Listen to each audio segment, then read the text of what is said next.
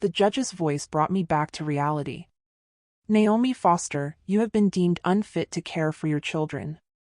You will be granted supervised visitation rights, but the primary custody will rest with their grandparents.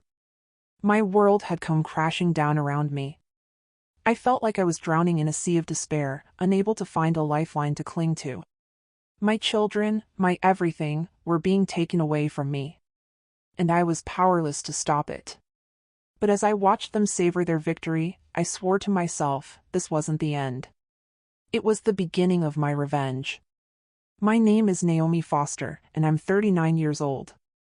I teach 4th grade, and I love my job. But more than anything, I love being a mom. I have 2 beautiful children, Lily who is 6 and Tom who is 4. We live in a cozy little house with a big backyard, perfect for playing tag and building snowmen. Everything seemed perfect, until it wasn't.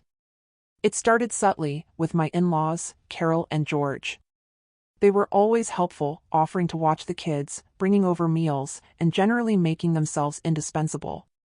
After Tom was born, I was exhausted. Postpartum hit me hard. I was forgetful, sometimes tearful, and definitely not at my best. Carol and George were there constantly, pointing out every little thing I did wrong. Naomi, are you sure you gave Lily the right medicine? Carol would ask, her voice laced with concern. Or, George, did you see how Naomi almost tripped carrying Tom? She needs to be more careful. At first, I brushed it off. I was tired, and they were just trying to help, right? But then, they started talking to my husband, Mark. Little comments, subtle suggestions that maybe I wasn't coping well. They started suggesting I needed help, maybe a break, or even something more. Mark started acting distant. He questioned my decisions about the kids, siding with his parents on everything. It felt like they were slowly poisoning him against me, turning him into someone I didn't even recognize. One day, Mark sat me down. Naomi, he said, his voice strained, my parents are worried about you. We all are. Maybe you need to stay somewhere else for a while. Just until you get better. My heart shattered. They were taking my children away. And Mark was letting them. The day Mark asked me to leave was a blur of tears and confusion. I packed a small bag, my hands shaking so badly I could barely zip it. Lily clung to my leg, her eyes wide and scared. Mommy, where are you going? She cried. I'll be back soon, sweetie, I whispered, my voice cracking. Mommy just needs a little break. But I knew, deep down, that it wasn't just a break. It was a calculated move. Carol and George wanted me out of the picture, and they were using Mark to do it. As I drove away, I glanced back at the house, the only home my children had ever known. The curtains twitched in the living room window. I knew Carol was watching, a smug look on her face. I ended up staying at a small motel on the edge of town. It was depressing, with its stained carpets and flickering lights, but it was all I could afford. I spent the first few days in a daze, calling Mark constantly, begging him to see reason. But he was like a different person, his voice cold and distant. He kept repeating the same lines, about needing to get better, about the kids needing stability. It was clear he was just parroting what his parents had told him. Then, the legal papers arrived. My heart sank as I read the words, custody hearing, allegations of neglect, parental unfitness. Carol and George were going for full custody of Lily and Tom. They were claiming I was an unfit mother, using my postpartum struggles as evidence against me. I felt a surge of anger, hot and fierce. How dare they? How dare they twist my love for my children into something ugly and weaponize it against me? I knew I had to fight back. But how could I prove I was a good mother when they were controlling everything, manipulating Mark, and painting me as someone I wasn't? It felt like an impossible battle. But I refused to give up. My children were my world, and I would do anything to get them back. Before everything fell apart, Carol and George seemed like the perfect grandparents. They showered Lily and Tom with gifts, took them to the park, and always offered to babysit. They were at every school play, every soccer game, cheering the loudest. But beneath the surface of their generosity lurked a controlling nature. It started small. Carol would criticize my cooking, suggesting I add more salt or use a different type of oil. She'd rearrange the furniture in my living room, saying it was more practical that way. George would constantly offer unsolicited advice on everything from gardening to car maintenance. At first, I tried to be polite, to accept their help with a smile. But it became suffocating. They were always there, always watching, always judging. I felt like I was living under a microscope, every move scrutinized and analyzed. They had a way of making me feel inadequate, like I wasn't good enough as a wife or a mother. They would subtly undermine my decisions, questioning my parenting choices in front of Mark. "Are you sure it's okay to let Lily watch that show?" Carol would ask, her voice dripping with concern. Or, "Don't you think Tom needs a jacket? He looks a little cold." Mark, who had always been supportive and loving, started to change. He began to echo his parents' concerns, questioning my judgment and siding with them on even the smallest issues. It was like they were slowly chipping away at our marriage, eroding the trust and respect we had always shared. Looking back, I realized their helpfulness was a carefully crafted strategy. They wanted to control every aspect of our lives, to mold us into their perfect family. And when I resisted, when I asserted my independence, they saw me as a threat. They decided I wasn't fit to be a mother, and they set out to take my children away. What I didn't know was the extent they would go to. The postpartum exhaustion was a fog that clouded my mind and body. Simple tasks became monumental efforts. I would forget where I put my keys, misplace my phone, and struggle to remember appointments. It was a difficult time, and I relied heavily on Mark for support. But Carol and George saw my vulnerability as an opportunity. They began planting seeds of doubt in Mark's mind, subtle suggestions that I wasn't capable of caring for the children. "Mark, are you sure Naomi is getting enough rest?" Carol would ask, her voice dripping with concern. "She seems so tired lately. Maybe you should take over the night feedings." George would chime in with his own observations. "I saw Naomi almost drop Tom the other day," he'd say, shaking his head. "She needs to be more careful. Those little ones are fragile." These comments, seemingly innocent on the surface, began to wear Mark down. He started questioning my abilities, second-guessing my decisions. He became more critical, less understanding. The loving, supportive husband I had known was slowly disappearing, replaced by someone who was constantly on edge, worried about my every move. One evening, I accidentally burned dinner. It was a simple mistake, but Mark exploded. "Naomi, this is the third time this week," he yelled. "What's wrong with you? Can't you even manage to cook a simple meal?" Tears streamed down my face. "I'm trying, Mark," I sobbed. "I'm just so tired." "Tired? We're all tired, Naomi," he retorted. "But you're the mother.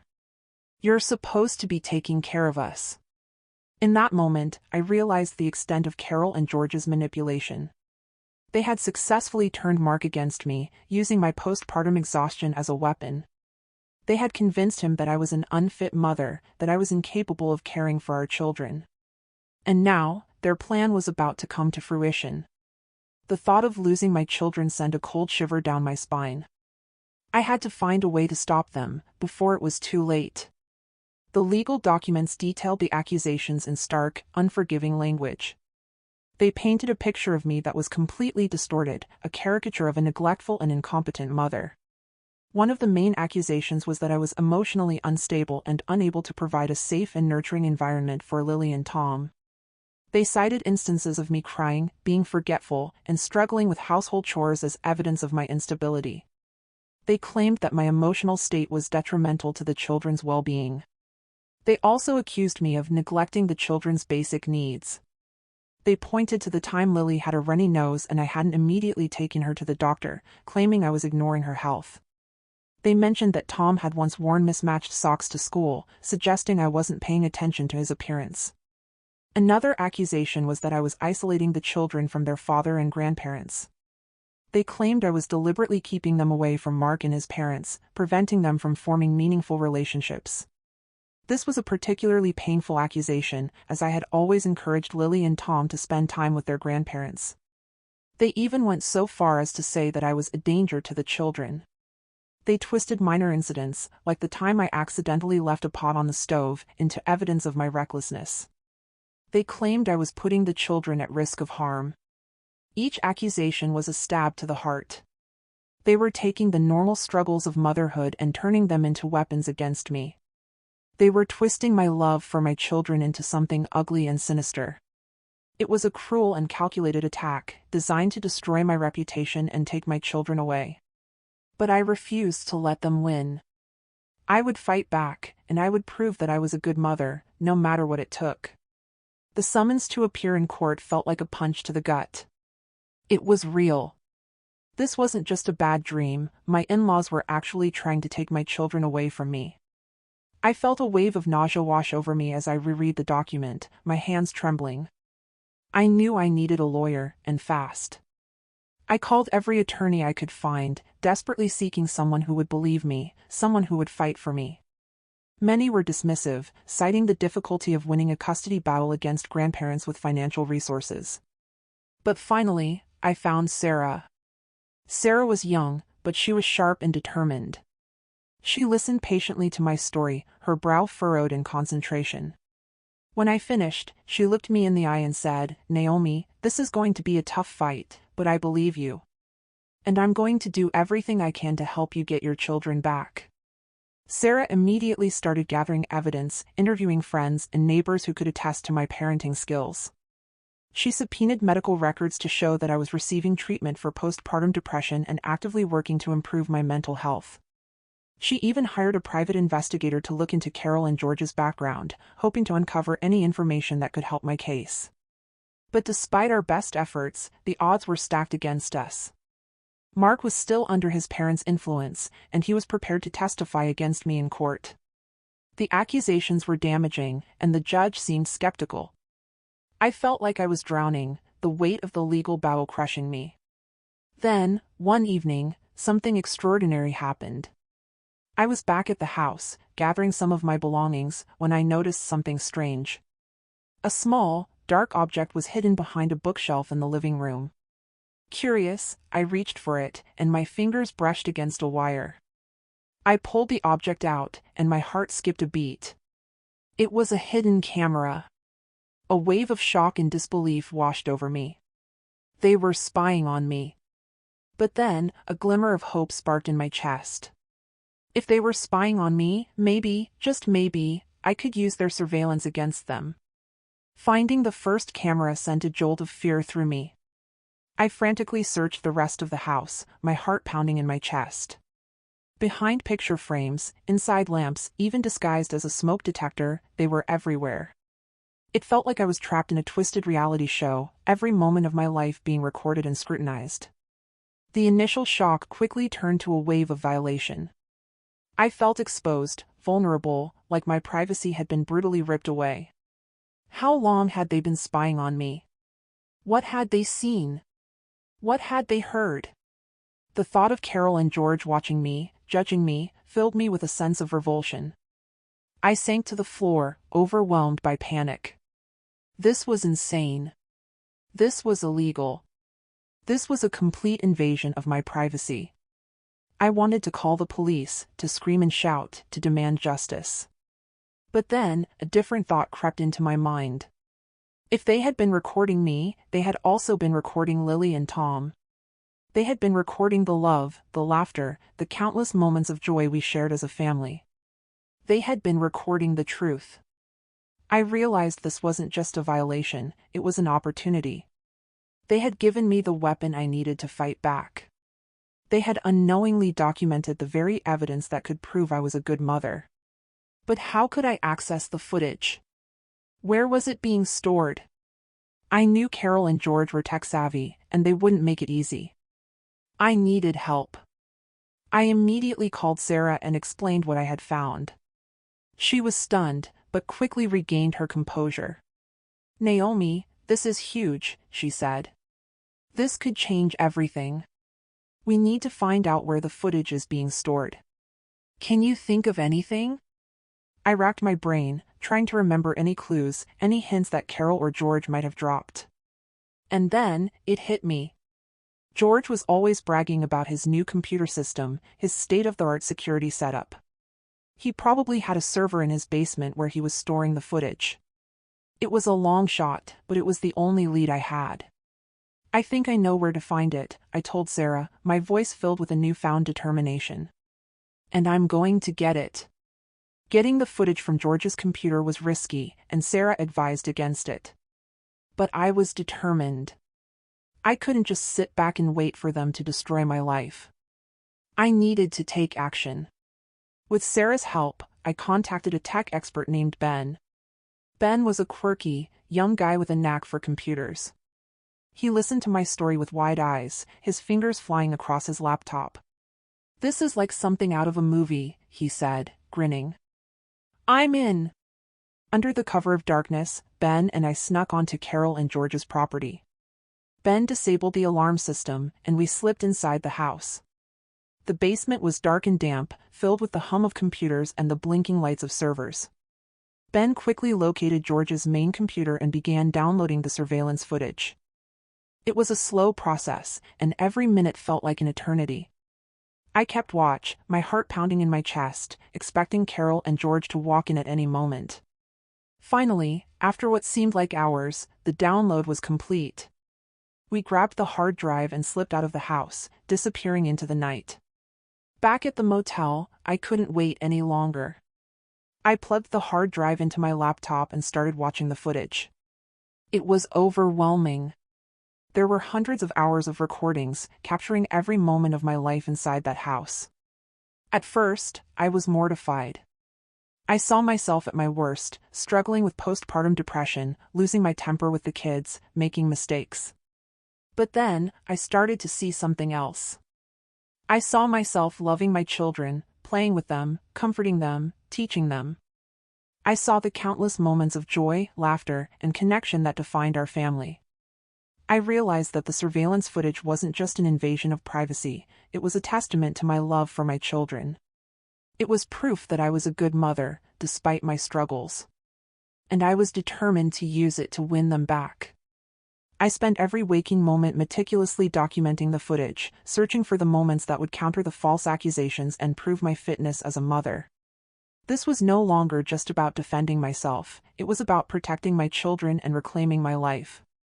Night after night, I sat hunched over my laptop, the motel room illuminated only by the glow of the screen. Hours blurred into days as I meticulously reviewed the surveillance footage. It was a grueling process, emotionally draining and physically exhausting. I watched myself over and over again, searching for the moments that would contradict the false accusations against me. I fast-forwarded, rewound, and paused, scrutinizing every detail. I took notes, capturing timestamps and descriptions of each relevant scene. There were times when I wanted to give up, when the sheer volume of footage seemed insurmountable.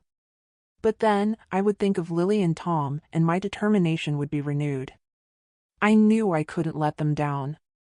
I had to keep fighting. I looked for evidence of my patience, my kindness, my unwavering love for my children.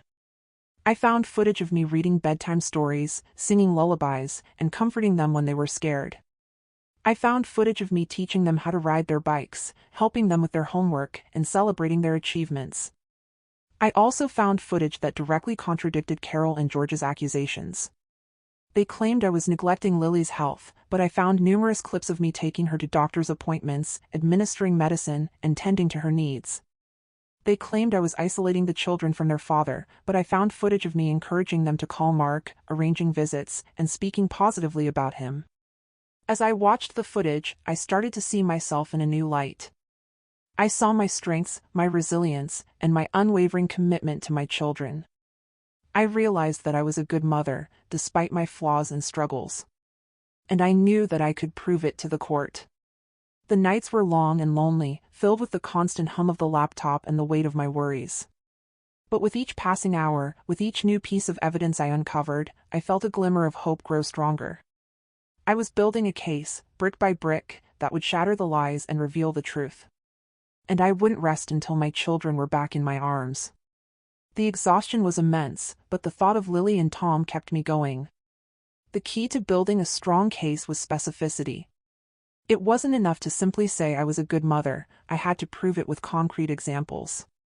I organized the footage into categories, meticulously cataloging each instance of loving care and competence. For example, to counter the accusation that I was neglecting Lily's health, I compiled a series of clips showing me diligently caring for her when she was sick. One clip showed me staying up all night with her when she had a fever, gently wiping her forehead and reading her stories. Another clip showed me carefully administering her medicine, making sure she took the correct dosage. A third clip showed me patiently explaining to her why she needed to eat healthy foods and get enough rest. To refute the claim that I was isolating the children from their father, I gathered footage of me actively encouraging them to maintain a relationship with Mark. One clip showed me helping Lily write a letter to her father, expressing how much she missed him. Another clip showed me arranging a video call between Tom and Mark, facilitating their connection despite the distance. A third clip showed me speaking positively about Mark to the children, emphasizing his love for them. I also focused on showcasing my dedication to their education and well-being. I compiled footage of me helping them with their homework, teaching them new things, and encouraging their creativity. One clip showed me patiently explaining a math problem to Lily, breaking it down into smaller, more manageable steps. Another clip showed me reading to Tom, using different voices and making the story come alive. A third clip showed me helping them create artwork, fostering their imagination and self-expression. I created a detailed timeline, linking each clip to a specific accusation and explaining how the footage refuted the claim. I also included transcripts of conversations, highlighting the loving and supportive language I used with my children. The result was a comprehensive and compelling case, a powerful testament to my love and competence as a mother. It was a story told not with words, but with images, a story that even the most skeptical judge would find hard to ignore. It was time to show Sarah, and hopefully, she would agree. I was ready to fight for my children. I had to be. I arranged a meeting with Sarah at her office, my heart pounding with anticipation. I carried a large box filled with labeled folders, meticulously organized and ready to present. When I explained how I had obtained the footage and showed her the sheer volume of evidence I had compiled, Sarah was speechless. Her eyes widened in disbelief as she scrolled through the timeline, watching snippets of the recordings. "Naomi, this is incredible," she stammered, shaking her head. "I can't believe they were actually spying on you like this. It's outrageous." As she delved deeper into the evidence, Sarah's initial shock transformed into awe. She watched clips of me patiently helping Lily with her homework, comforting Tom after a nightmare, and celebrating their small victories. She saw the genuine love and affection that I had for my children, the unwavering dedication to their well-being. "This is amazing, Naomi," she said, her voice filled with admiration. "You've built an airtight case. This footage completely dismantles their accusations. It proves beyond a doubt that you are a loving and competent mother." However, Sarah also expressed concern about the legality of using illegally obtained evidence in court. "We need to tread carefully," she cautioned. "We can't just present this footage without addressing the fact that it was obtained illegally. We need to frame it in a way that highlights the in-laws' invasion of privacy and their attempt to manipulate the court." We spent hours discussing the legal implications, strategizing how to present the evidence in the most effective way. Sarah decided to focus on the in-laws' motive for installing the cameras, arguing that they were attempting to false evidence to support their custody claim.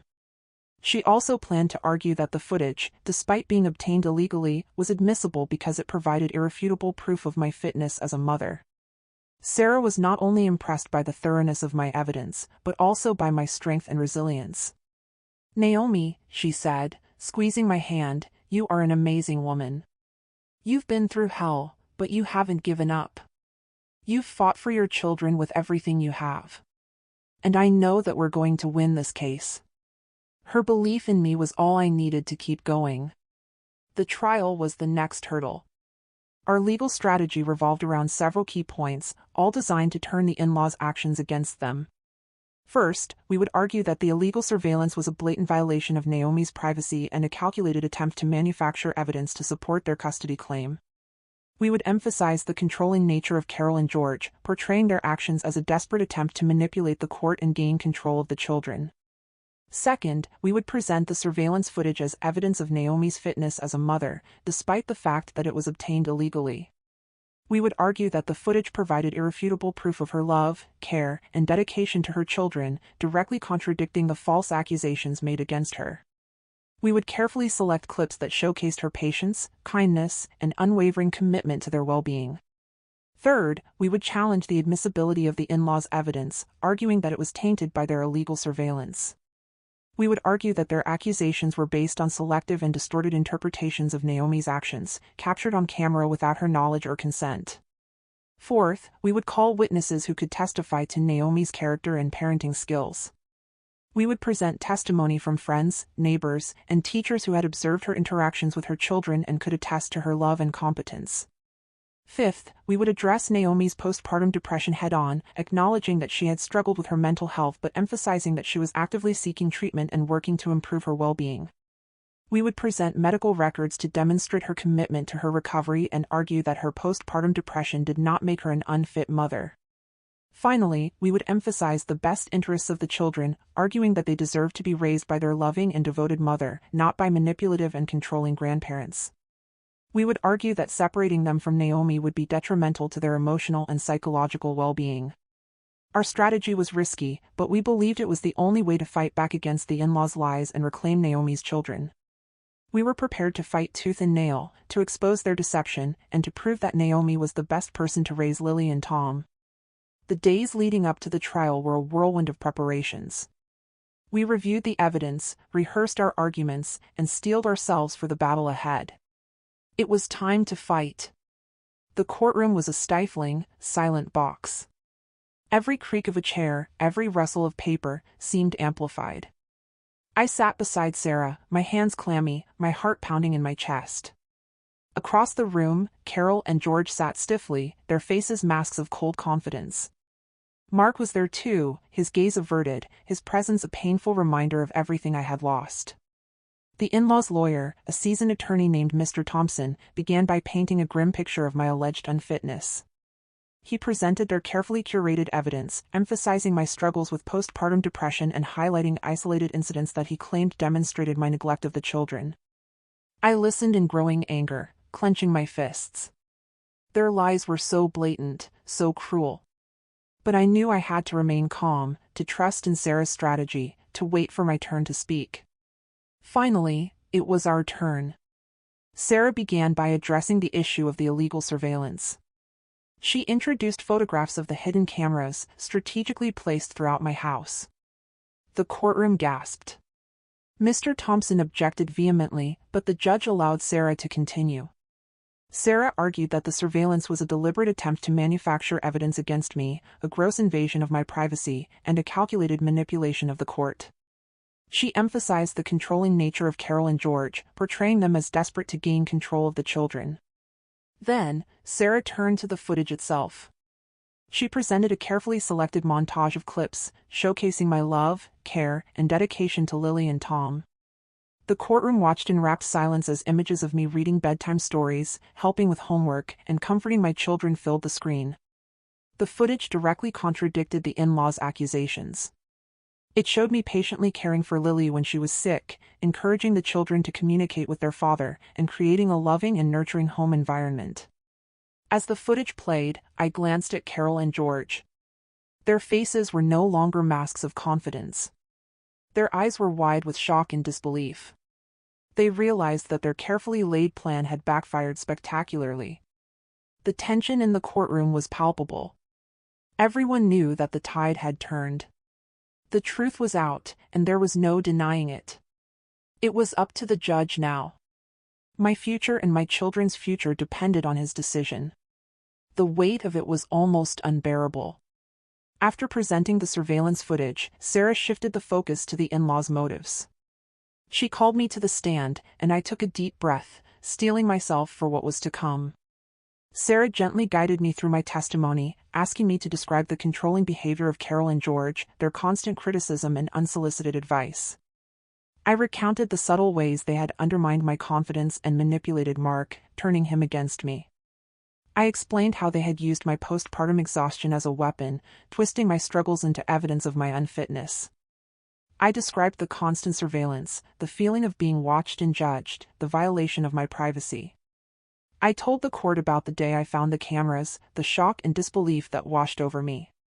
I spoke of the nights I spent watching the footage, searching for the truth, determined to fight back against their lies. I recounted specific instances where the in-laws had deliberately misrepresented my actions, twisting minor incidents into major offenses. I described how they had exaggerated my mistakes, selectively editing the footage to portray me in a negative light. They claimed I was isolating the children from their father, I said, my voice trembling with emotion. But the footage shows me actively encouraging Lily and Tom to talk to Mark, arranging visits, and speaking positively about him. They were deliberately lying to the court, trying to manipulate the judge into believing I was an unfit mother.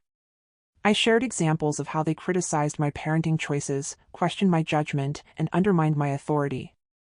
I described how they had tried to control every aspect of our lives, from the food I cooked to the clothes I wore. They wanted to mold me into their perfect daughter-in-law, I said, my voice growing stronger. And when I resisted, when I asserted my independence, they saw me as a threat. They decided I wasn't fit to be a mother, and they set out to take my children away. I looked directly at Carol and George, my eyes filled with anger and determination. They tried to destroy my life, I said. They tried to take everything from me. But they underestimated my strength. They underestimated my love for my children. And they underestimated my determination to fight back. I knew the judge was watching them as well. Their motives were becoming clear. The turning point came during Sarah's cross-examination of George. Sarah skillfully questioned him about the surveillance cameras, forcing him to admit that he had installed them without my knowledge or consent. "Mr. Foster," Sarah asked, her voice sharp and precise, "did you believe that you had the right to spy on Naomi in her own home?"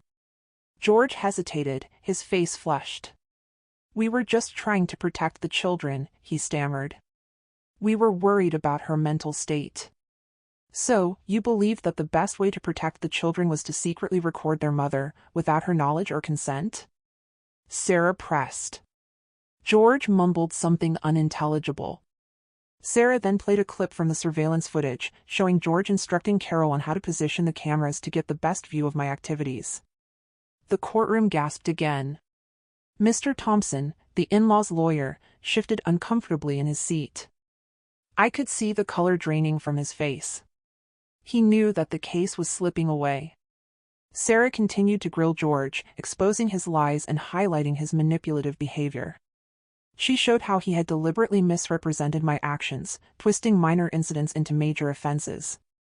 At one point, Sarah asked George about a specific instance where he had claimed I was neglecting Tom. She then played a clip from the surveillance footage that directly contradicted his claim, showing me carefully tending to Tom's needs. Mr. Thompson jumped to his feet, objecting vehemently. But the judge overruled him. The evidence was irrefutable. I watched as Mr. Thompson slumped back in his chair, defeated. He knew that he had lost. The truth had been revealed, and there was no denying it. The in-laws case, built on lies and manipulation, had crumbled before our eyes. The surveillance footage, intended to destroy my life, had instead become my salvation. It was a moment of triumph, a vindication of my fight for my children. But the battle wasn't over yet. We still had to wait for the judge's ruling. The tension was almost unbearable. What would he decide? It felt like my entire life was hanging in the balance. The judge, a stern-faced woman with kind eyes, cleared her throat. The courtroom fell silent. Every eye was fixed on her. I held my breath, my heart pounding in my chest. After careful consideration of the evidence presented in this case, she began, her voice calm and measured, "This court finds in favor of the mother, Naomi Foster." A wave of relief washed over me, so intense that I almost collapsed. Tears streamed down my face. I had won. I had actually won. The judge continued, "The court finds that the in-laws, Carol and George Foster, engaged in a pattern of manipulative and controlling behavior, designed to undermine Naomi Foster's confidence and fitness as a mother. The court finds that their accusations of neglect and unfitness were unsubstantiated and based on distorted interpretations of Naomi Foster's actions. She paused, glancing at Carol and George. The court finds that their decision to install illegal surveillance cameras in Naomi Foster's home was a gross invasion of privacy and a calculated attempt to manufacture evidence to support their custody claim. Such behavior is unacceptable and will not be tolerated by this court. Therefore, the judge concluded, this court grants Naomi Foster full custody of her children, Lily and Tom Foster. The in-laws, Carol and George Foster, will be granted supervised visitation rights, to be determined by the court at a later date. A cheer erupted from my side of the courtroom. Sarah squeezed my hand, her eyes shining with tears. I turned to look at Carol and George. Their faces were ashen, their eyes filled with disbelief and rage. They had lost. They had tried to destroy my life, but they had failed. Justice had been served. I could barely breathe. The weight of the world seemed to lift from my shoulders. I was going to get my children back. I was going to be a family again. It was a dream come true. But there was still one more hurdle to overcome. I had to face Mark. He was still under the influence of his parents. Would he accept the judge's decision? Would he support me in raising our children? Only time would tell. But for now, I was focused on the joy of being reunited with Lily and Tom. The nightmare was finally over. The look on Carol and George's faces was a sight I will never forget. The shock was palpable, their mouths agape, their eyes wide with disbelief. Their meticulously crafted plan, years in the making, had crumbled before their very eyes. As the judge announced her ruling, a wave of anger washed over them. Carol's face contorted in a mask of fury, her eyes blazing with resentment. George clenched his fists, his knuckles turning white. They glared at me with such intensity that I almost flinched. They had expected to win. They had believed that their wealth and influence would be enough to sway the court. They had underestimated my strength, my determination, and my unwavering love for my children. I watched as they struggled to contain their rage, their faces flushed, their bodies trembling. They had tried to destroy my life, but they had failed. Their carefully laid plans had backfired spectacularly, turning them into the villains of the story. Their lawyer, Mr. Thompson, approached them, whispering words of consolation. But they brushed him aside, their anger directed solely at me. As they stormed out of the courtroom, Carol turned to me, her voice filled with venom. "This isn't over, Naomi," she hissed. "We'll find a way to get those children back. You haven't seen the last of us." I met her gaze, my heart filled with a mixture of fear and defiance. I knew that they would never give up, that they would continue to try to control my life and my children. But I was no longer afraid. I had faced their worst, and I had survived. I had proven my strength, my resilience, and my unwavering love for Lily and Tom.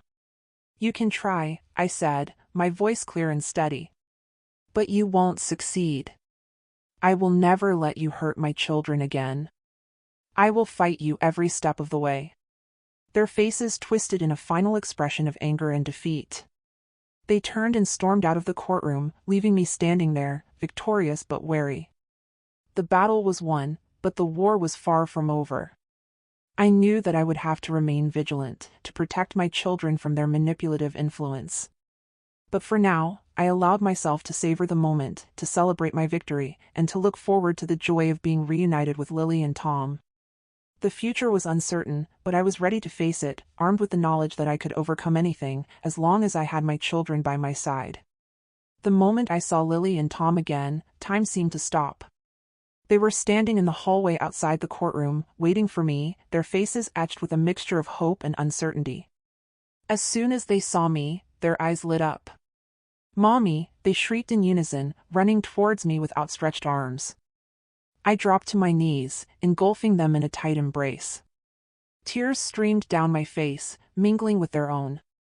I held them so close, burying my face in their hair, inhaling their familiar scent. "Oh, my babies," I sobbed, my voice choked with emotion. "Mommy missed you so much." They clung to me, their little bodies trembling with relief. We missed you too, Mommy, Lily whispered, her voice muffled against my shoulder. We wanted to come home. Tom wrapped his arms around my neck, squeezing me tightly. We knew you would come back for us, Mommy, he said, his voice filled with unwavering faith. In that moment, all the pain, all the struggle, all the sleepless nights, seemed worth it. I had fought for my children, and I had won. I had brought them home. We stayed like that for a long time, just holding each other, reveling in the joy of being reunited. It was the most beautiful moment of my life. Finally, I pulled back, wiping the tears from my eyes. I looked at Lily and Tom, their faces radiant with happiness. Are you ready to go home? I asked, my voice trembling with excitement. They nodded eagerly, their eyes shining with anticipation. Yes, Mommy, they exclaimed. We want to go home. We walked out of the courthouse hand in hand, a family again. The sun was shining brightly, as if celebrating our victory. The world seemed to sparkle with hope and possibility. As we drove home, Lily and Tom chattered excitedly, telling me about everything they had been doing, everything they had missed. They filled the car with their laughter, their joy, their love. When we arrived at the house, they ran inside, exploring every room, rediscovering their favorite toys, their familiar surroundings. It was as if they had never left. That night, as I tucked them into bed, I felt a sense of peace and contentment that I had not experienced in a long time. We were together again, safe and sound, surrounded by love. The nightmare was finally over. The future was bright. And I knew that, as long as I had my children by my side, I could face anything. It was the beginning of a new chapter, a chapter filled with hope, healing, and unconditional love. It was the start of a true family. Life after the trial was different, better. The shadow of Carol and George's control had lifted, replaced by a sense of freedom and peace I hadn't felt in years.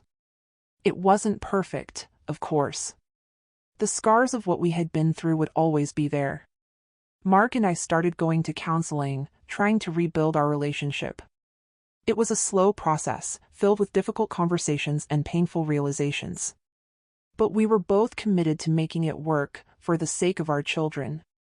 He finally understood the extent of his parents' manipulation, the way they had twisted his perceptions and turned him against me. He was filled with remorse and regret, vowing to never let them control him again. Slowly but surely, we began to heal. We rediscovered the love and trust that had once bound us together. We learned to communicate more effectively, to listen to each other's needs, and to support each other through difficult times. Carol and George were granted supervised visitation with Lily and Tom, but their influence was limited. I made sure to be present during their visits, protecting my children from their manipulative tactics. I focused on creating a loving and stable home environment for Lily and Tom, a place where they felt safe, secure, and unconditionally loved. We spent quality time together, playing games, reading books, and simply enjoying each other's company. I also started to prioritize my own well-being. I continued to attend therapy, working through the emotional trauma of the custody battle. I made time for myself, pursuing my hobbies, spending time with friends, and practicing self-care. Life wasn't always easy. There were still challenges to overcome, hurdles to jump. But we faced them together, as a family. We had learned from our mistakes, grown stronger from our struggles, and emerged from the darkness into the light. We were a new family, forged in the fires of adversity, bound by love, resilience, and unwavering determination. We were free from the control and manipulation of the past, ready to embrace the future with open hearts and hopeful spirits.